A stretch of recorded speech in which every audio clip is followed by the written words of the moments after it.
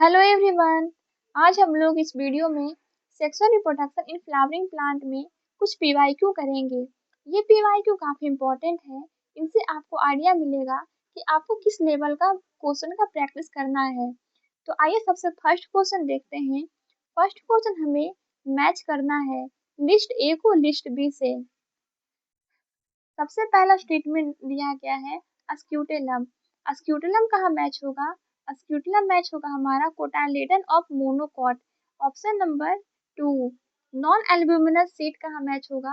Non albuminous seed match होगा ground nut से, option number 3। Epiblast कहाँ मैच होगा? इपीब्लास्ट मैच होगा रूडिमेंट्री कोटाइलेडन से। पेरिस्पर्म कहाँ मैच होगा? पेरिस्पर्म मैच होगा परसिस्टेंट न्यूसेलस से, ऑप्शन नंबर 1। अब ये हमें कहाँ दिख रहा है? 2 3 4 1, 2 3 4 1, ऑप्शन नंबर सी। तो यहाँ पे हम एक्सप्लेनेशन में देख सकते हैं अस्क्यूटेलम क्या होता है। Scutellum basically single cotyledon of monocot seed. Monocot seed में जो सिंगल कोटाइलेडन प्रेजेंट होता है उसको हम लोग अस्क्यूटेलम कह देते हैं, और ये हमें मेज में देखने को मिलता है। नॉन एल्ब्यूमिनस सीड क्या है? नॉन एल्ब्यूमिनस सीड जहाँ पे इंडोस्पर्म डेवलपमेंट के दौरान जब पूरा कंज्यूम हो जाता है, इस तरह के सीड को हम लोग नॉन इंडोस्पर्मस सीड कह देते हैं, और ये हमें ग्राउंड नट में देखने को मिलता है। इपीब्लास्ट क्या है?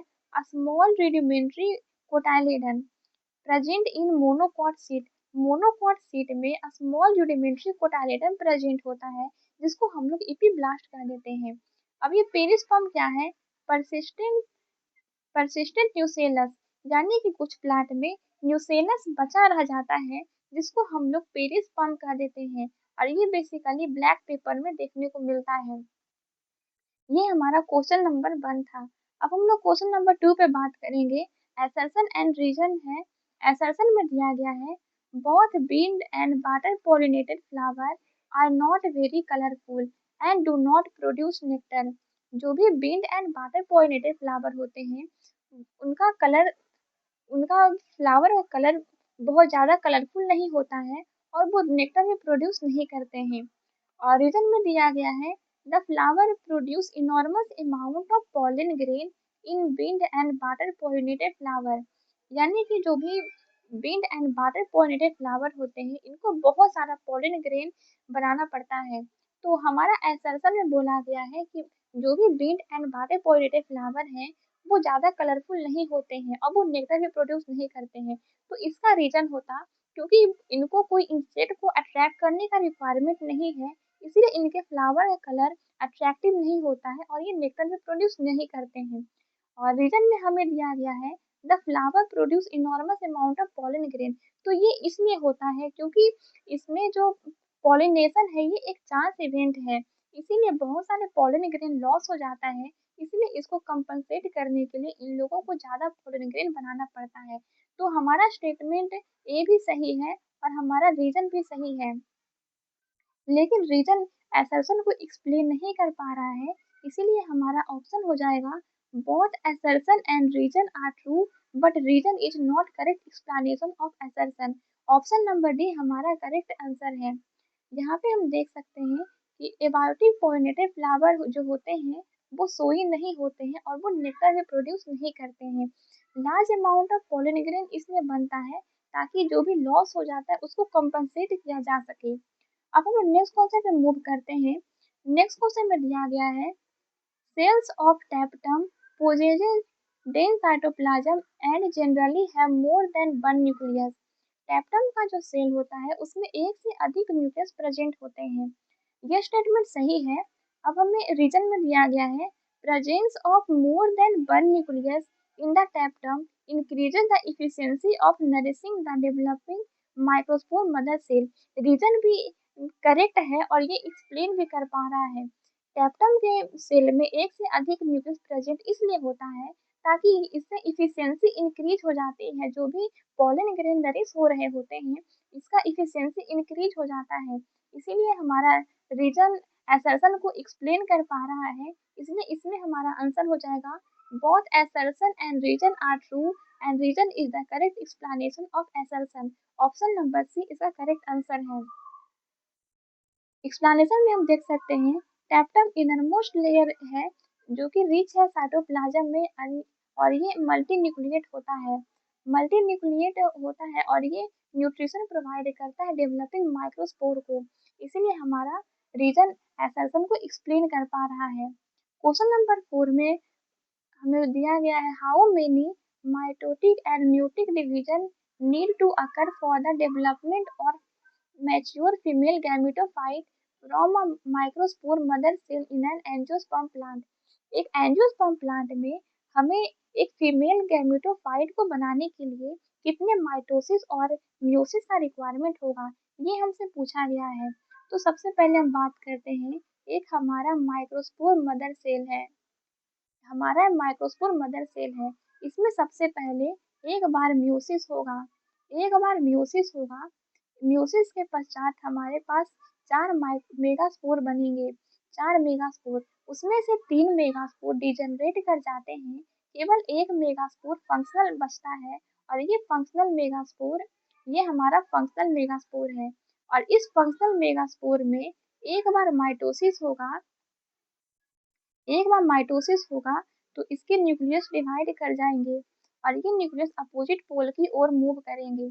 इसके बाद फिर अगेन एक बार माइटोसिस और होगा, एक बार माइटोसिस और होगा और ये जो न्यूक्लियस है ये डबल हो जाएंगे, दो न्यूक्लियस ऊपर और दो न्यूक्लियस नीचे, और इसमें एक माइटोसिस और होगा, एक बार माइटोसिस और होगा। अब यहाँ पे तीन न्यूक्लियस ऊपर हो जाएंगे और तीन न्यूक्लियस नीचे हो जाएंगे, चार न्यूक्लियस ऊपर प्रेजेंट होगा। मैं इसको फिर से बनाती हूँ।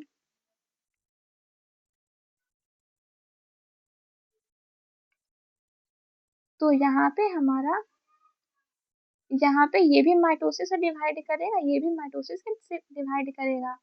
तो यहाँ पे हमारा चार न्यूक्लियस ऊपर हो जाएगा और चार न्यूक्लियस नीचे हो जाएगा।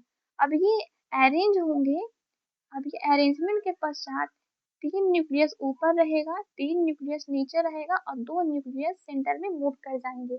अब यहाँ पे सेल वॉल का फॉर्मेशन होगा, तो तीन सेल ऊपर होंगे, तीन सेल नीचे होंगे और बीच में ये पोलर न्यूक्लियस बचेगा। तो हमने देखा कि हमें फंक्शनल फीमेल गैमेटोफाइट के लिए एक बार मियोसिस करवाना होगा और तीन बार माइटोसिस करवाना होगा, इसलिए इसका आंसर हो जाएगा one meiosis and three mitosis. अब हम नेक्स्ट क्वेश्चन पे मूव करते हैं, क्वेश्चन नंबर 5।